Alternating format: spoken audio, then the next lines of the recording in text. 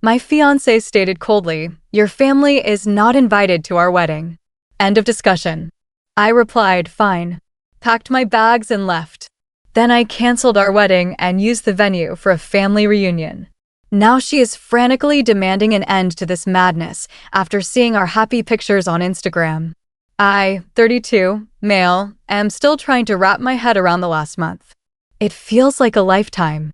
About 4 weeks ago, my then fiancée Chloe, 30, dropped a casual nuke on our wedding plans and, by extension, our relationship. We'd been together for 5 years, engaged for 1. Wedding planning was surprisingly smooth until the edict. It happened on a Saturday. We were going over the guest list for the 10th time. The venue, the Redwood Grove, was booked mostly on my dime, a point that becomes important later. Caterers paid. Invitations were about to be ordered. Chloe suddenly got this weirdly steely look in her eyes. "Liam, about your family?" "I've been thinking, and I've decided they can't come to the wedding." Blinks. Chokes on air. "Sorry, what? My family? As in my parents?" "My sister, who you asked to be a bridesmaid. My aunts, uncles, cousins." "Yes, all of them.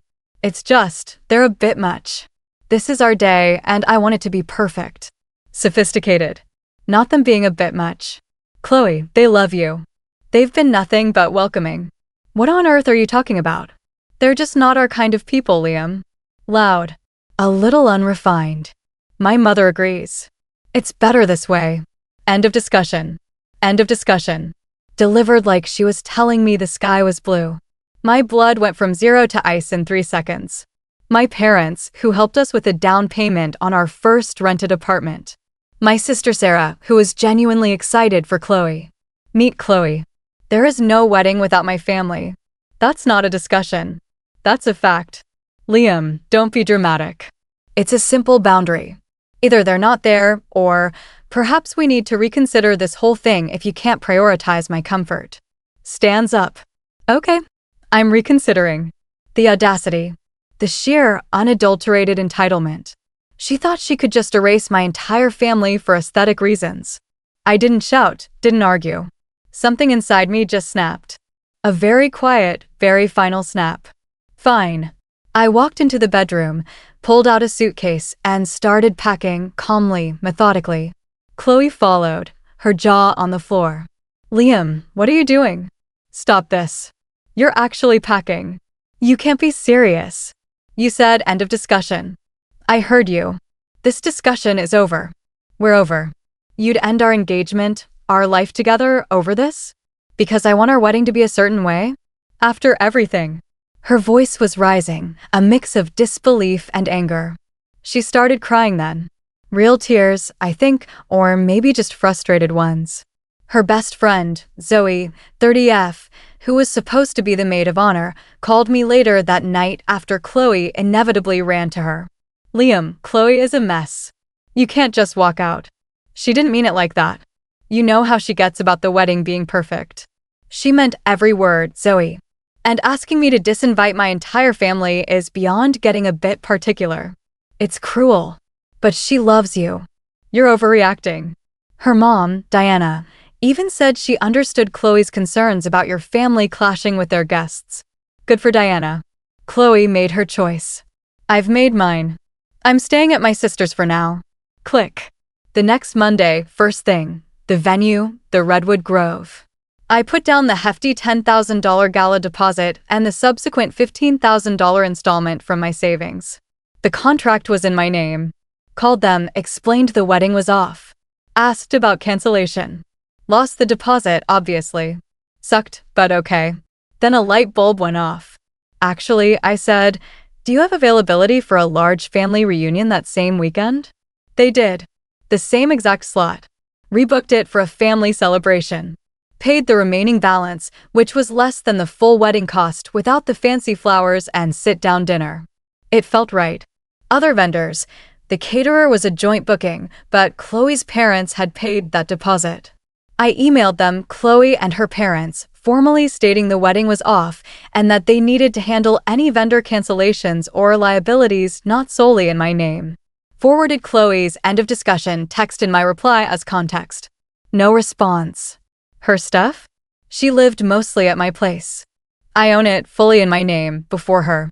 I texted her that she had 1 week to arrange to get her belongings. I boxed them up. She could pick them up from the porch. No entry. Felt surprisingly calm. Like I dodged a nuclear missile. Hurt? Yeah. Underneath, like a fool, but mostly just this cold, hard resolve. She wanted me to choose. I chose my family. I chose myself. After that first night when Zoe called, I hadn't heard a peep directly from Chloe or her close circle. Radio silence from their end. Until yesterday. That's when the first few excited RSVPs for the family celebration at the Redwood Grove started hitting social media, with people tagging me and the venue. Then my phone blew up with calls and texts from Chloe. Update 1, 2 weeks later. Well, the family celebration happened, and it was, in a word, epic. But not before more drama, as expected. The texts and calls from Chloe started the moment she saw the social media posts about my family reunion at our wedding venue. On our wedding date. It was a barrage. Liam, what is this? A family reunion? At the Redwood Grove? Are you insane? This is my wedding venue. You can't do this. This is ours. Me? The wedding is cancelled, Chloe. You made that clear. The venue was booked under my name, and I repurposed it. You have no claim here. Then came the voicemails, alternating between screaming rage and tearful pleading. You are trying to humiliate me. This is a sick joke. My mother is horrified. Liam, baby, I miss you. I made a mistake. It was the stress. Please, let's talk. We can still fix this. We can still get married. Just not there, okay? We'll find somewhere else. Just cancel this thing. Zoe chimed in too, naturally. Guess Chloe sicked her on me again. Liam, this is beyond cruel. Chloe is devastated. You're rubbing her face in it. You need to stop this. Think about what you're doing to her. She's not eating. She's barely sleeping. Me? She was fine with devastating my entire family. She'll live. This is happening. Blocked Zoe. Then came Chloe's mom, Diana, 60. She called me. Liam, dear, I think there's been a terrible misunderstanding. Chloe was just expressing some anxieties. Pre-wedding jitters. She didn't mean to exclude your lovely family permanently. Diana, she told me it was end of discussion. She was perfectly clear. And you apparently agreed with her concerns about my family clashing. Well, perhaps a little. But to cancel everything and then to use the venue to gloat? It's in very poor taste. Liam. Chloe is heartbroken. You owe her an apology and you need to make this right. Cancel this reunion. Me. With all due respect, Diana, I owe Chloe nothing. She made her bed. The reunion is on. My family is looking forward to it. Goodbye. Blocked Diana. The week leading up to the reunion was tense. I half expected Chloe to show up at my door or try something. I made sure a friend was with me when I was home. My sister, Sarah, was a rock. The reunion itself, it was genuinely amazing. The Redwood Grove, which had felt tainted by Chloe's demands, was transformed. Instead of stiff formality, there was laughter, kids running around, my uncle playing his guitar, a massive barbecue instead of tiny, expensive plates. We had games, a bouncy castle for the little ones, way cheaper than Chloe's desired ice sculpture. My parents were beaming. My aunts and uncles kept saying how proud they were of me for standing up for them. We took so many pictures, group shots, silly selfies, the works, and yes, we posted a bunch. Family first. Redwood celebration. No wedding. Just good times. The day after the reunion, my phone started buzzing again. It was Chloe, but this time, the tone was different. Utterly frantic. Liam, please. We need to talk. I saw the pictures. Everyone looks so happy. My friends are asking questions. This is a nightmare. You have to make a statement or something. Tell them we postponed. That this was a pre-planned family thing. Anything.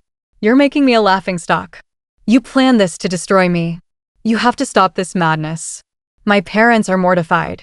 Chloe texted 10 minutes later after I didn't reply. You owe me for the caterer deposit. My parents paid that. And what about my dress? Are you going to pay for that too? You vindictive bastard. The entitlement was just breathtaking. She blows up our life, demands the impossible, and now I owe her. I sent one final reply before blocking her everywhere.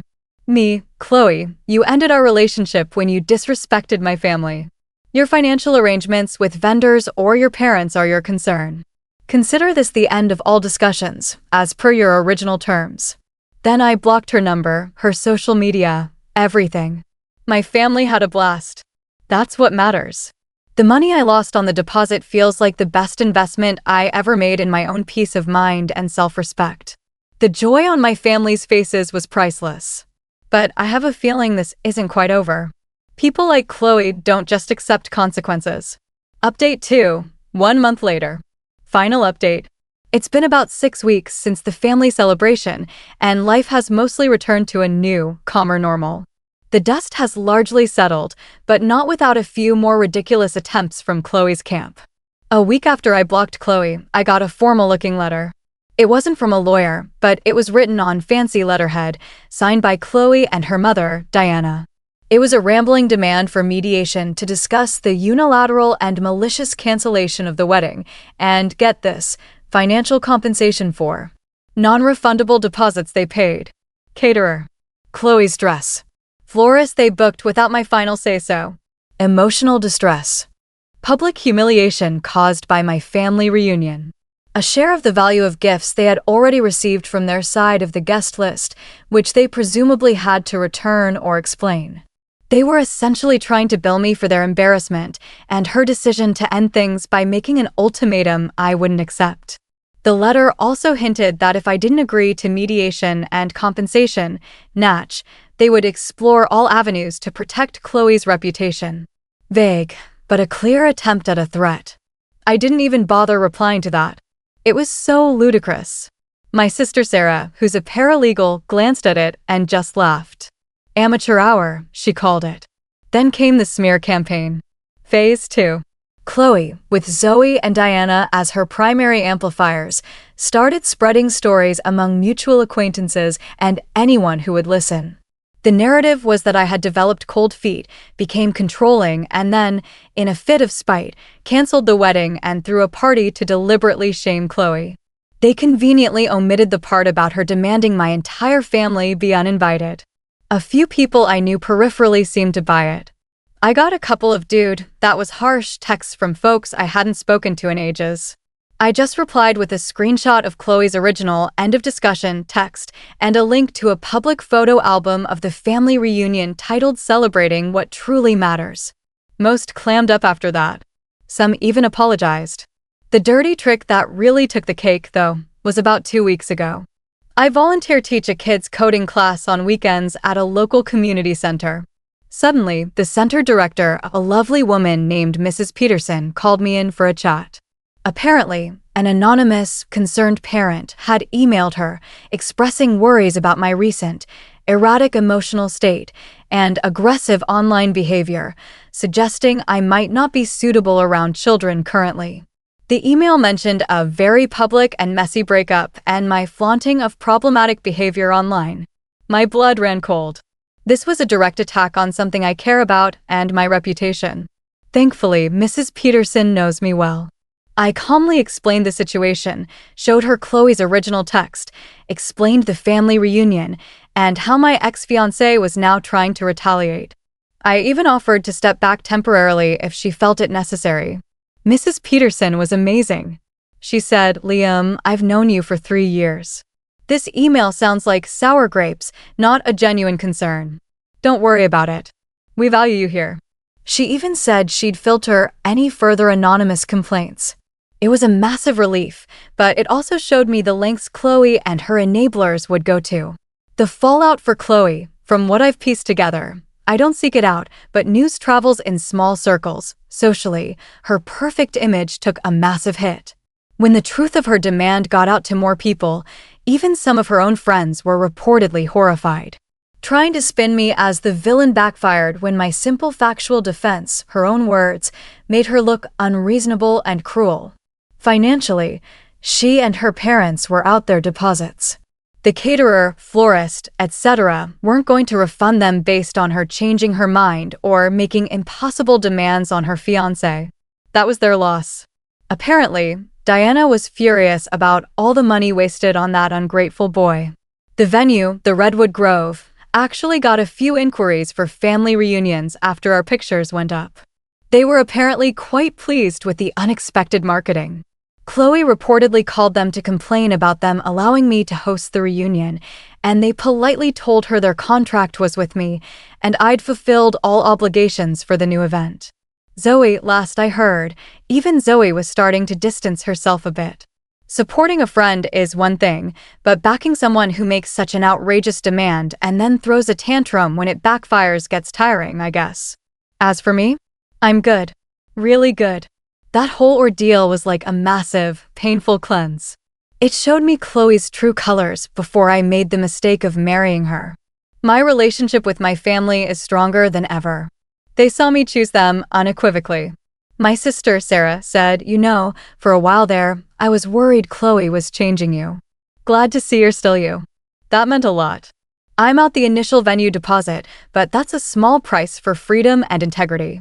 The peace of knowing I stood my ground, didn't cave to emotional blackmail, and protected my family is invaluable. Chloe wanted a wedding where my family wasn't welcome. She got no wedding, and my family had a fantastic party in the very spot she tried to deny them. She wanted end of discussion. And now, she has an eternity of silence from me. Sometimes, the best revenge is just living well and letting people face the direct, unvarnished consequences of their own entitled actions.